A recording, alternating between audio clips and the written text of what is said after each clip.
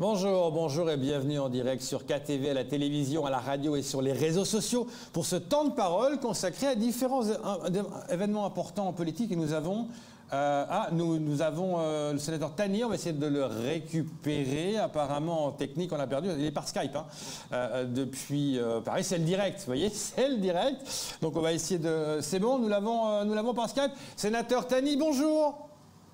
Oui, bonjour tout le monde. Merci beaucoup d'être là ce matin. Plusieurs choses à voir avec vous. Commençons déjà par ce nouveau programme de raccompagnement des mineurs dans leur famille aux Comores, sénateur.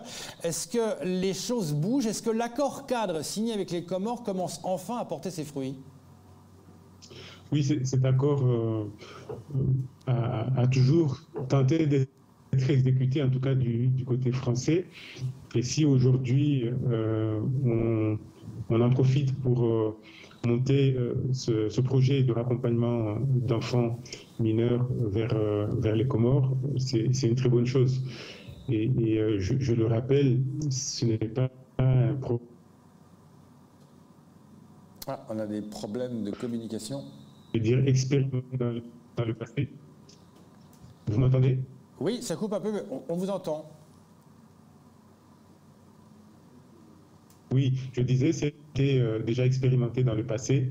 Pendant 3 ans, des enfants étaient ainsi reconduits en juin pour retrouver leur famille. Donc c'est un volet important que l'on peut inscrire dans le cadre de l'application de l'accord cadre. Ça, c'est une bonne nouvelle, espérons que ça va faire bouger les lignes.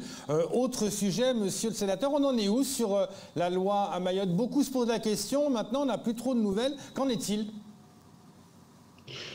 Eh bien, le gouvernement est en train de préparer cette loi très importante. Le rendez-vous qui a été donné par le ministre des Outre-mer, c'est janvier 2022. Donc il faut espérer que ce rendez-vous soit respecté. Le précédent ayant été juillet de cette année. Or on n'a rien vu venir en juillet et j'espère que la date de janvier sera respectée pour qu'au moins ce projet de loi soit inscrit à l'ordre du jour du Conseil des ministres. Justement, sénateur, est-ce que vous savez s'il y a encore des discussions qui sont aujourd'hui à l'ordre du jour jusqu'en janvier? Parce que à l'époque, on savait le Cornu consultait régulièrement. Est-ce que les échanges continuent ou pas? La phase de consultation est terminée. Il s'agit le projet. C'est un peu compliqué la liaison. On va essayer de facile. Et on est en phase de rédaction de ce projet de loi. Autre chose, sénateur, on va revenir si vous êtes d'accord, sur la commission. Les sénateurs étaient de passage à Mayotte justement pour faire un point. On les a reçus en plateau. Vous les avez accueillis en tant que sénateur de Mayotte et ils devaient peut-être mettre une pierre à l'édifice de la loi Mayotte. Est-ce que vous savez ce qu'il en est ressorti de cette visite? Ce qu'il en est ressorti, c'est quelque chose de très positif, c'est-à-dire que mes collègues sont venus constater d'eux-mêmes les remontées que je leur fais régulièrement, que beaucoup d'élus font régulièrement à Paris, là en l'occurrence au Sénat, au président du Sénat, et ils ont tous loué le fait d'avoir pu venir et assister, écouter, voir la réalité du terrain. Là aussi, la commission, les membres de la délégation vont prochainement se rencontrer après un premier travail de concertation.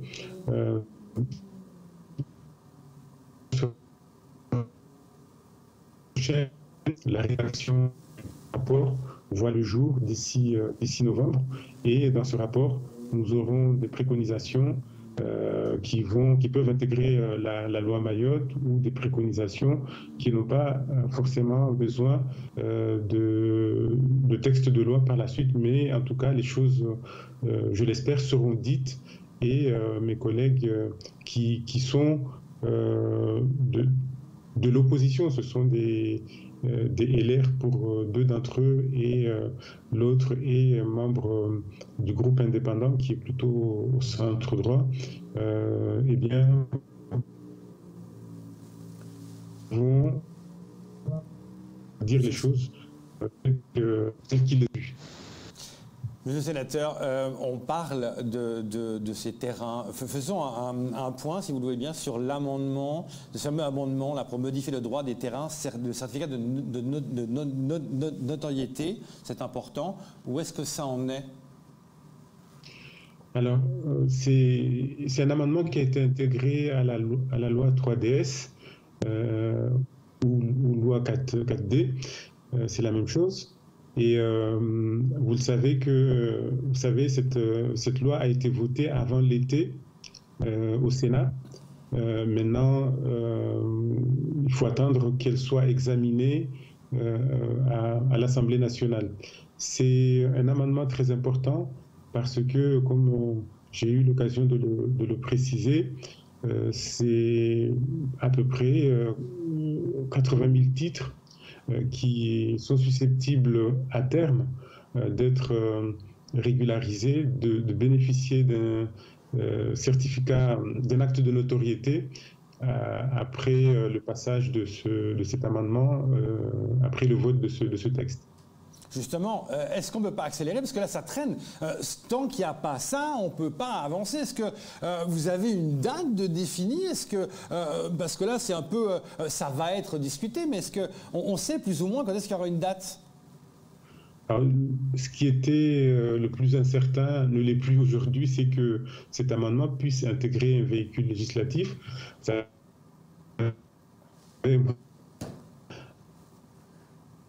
passe aussi du Sénat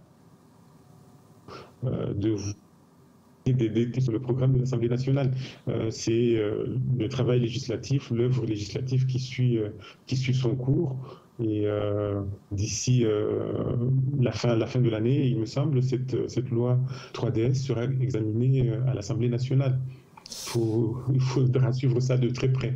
Évidemment, et vous êtes d'ailleurs sur le terrain pour suivre les choses de très près. Justement, sénateur, quels sont les différents travaux en cours que vous avez actuellement en place à Paris?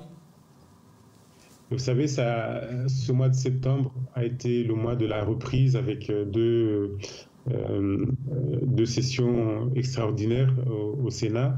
Et récemment, nous avons à la commission des lois travaillé un texte sur la réélection des juges consulaires, les juges du tribunal de commerce. Là, bientôt, nous allons, la semaine prochaine, examiner un texte sur la justice. Cette semaine encore, un texte sur les pompiers. Donc les travaux ont redémarré avec vigueur et force. Et bien évidemment, je me fais fort de participer à ces travaux puisque tous ces textes concernent bien évidemment notre territoire. Évidemment, et vous vous battez beaucoup par rapport à ça, notamment ce plan adulte relais. Hein. Oui, alors c'est un décret qui vient d'être pris par le ministre des Outre-mer pour permettre à des jeunes de 26 ans d'intégrer ce dispositif. Jusque-là, il a été...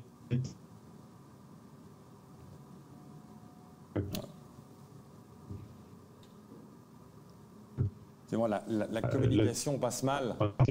Ça fait partie de ces mesures. Ça fait partie de ces mesures qui n'ont pas besoin de loi pour être adoptées. Et très bonne chose que l'âge pour un dispositif adulte relais soit passé de 30 à 26 ans.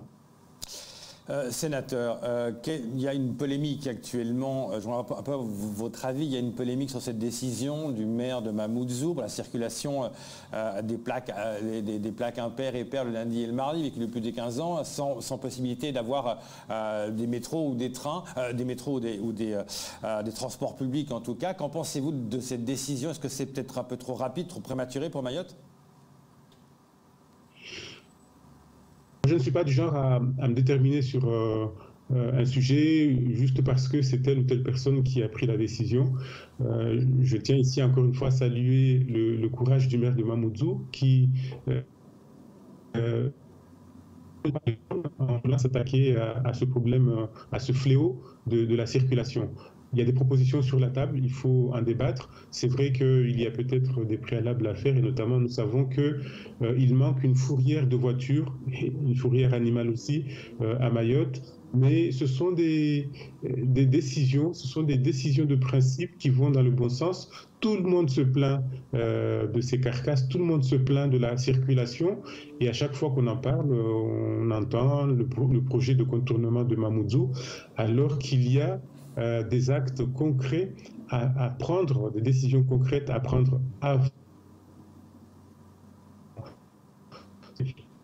de limiter la circulation des véhicules. Ça va dans le bon sens. Il faut participer aux idées et aider le maire de Mamoudzou à parfaire ses décisions, mais on ne peut pas dire que c'est prématuré alors que ça fait depuis des années que cette île souffre économiquement, physiquement, sur le plan de la santé, des excès de la circulation. Ouais, mais le souci, c'est de mettre ça en place alors qu'on n'a pas de moyens autres, il n'y a pas de transport public qui permet. Quand on met ça en place dans des métropoles où il y a une alternative, c'est bon, mais à Mayotte, on est un peu pris de court. Donc on ne fait rien en attendant, c'est ça? Non, c'est pas forcément ça, mais une solution alternative. Merci beaucoup, sénateur. Il y a le oui projet Caribus, pas où est-ce qu'il en est. Ces projets de grande envergure sont en train d'être concrétisés. En attendant, il faut bien tenter quelque chose. La circulation alternée, si je puis dire, peut être accompagnée par un programme d'encouragement au covoiturage. Aujourd'hui, combien de personnes partent du sud, du centre, du nord, tout seuls quasiment, ou à deux dans un véhicule, alors qu'ils pourraient être à 3, à 4, à 5. Donc, c'est un travail d'organisation. Je ne dis pas que ça se fera comme ça sans difficulté, mais l'idée est sur la table. Exploitons-la et accompagnons-la avec des contre-propositions, avec des propositions complémentaires pour enfin attaquer le taureau par les cornes et en arrêter avec cette circulation insoutenable. Merci beaucoup, sénateur, de votre intervention ce matin et très bonne journée et bons travaux. Hein. Bonne journée à vous, à bientôt. À bientôt, merci. C'est tout pour ce temps de parole. Tout de suite, la suite de vos programmes.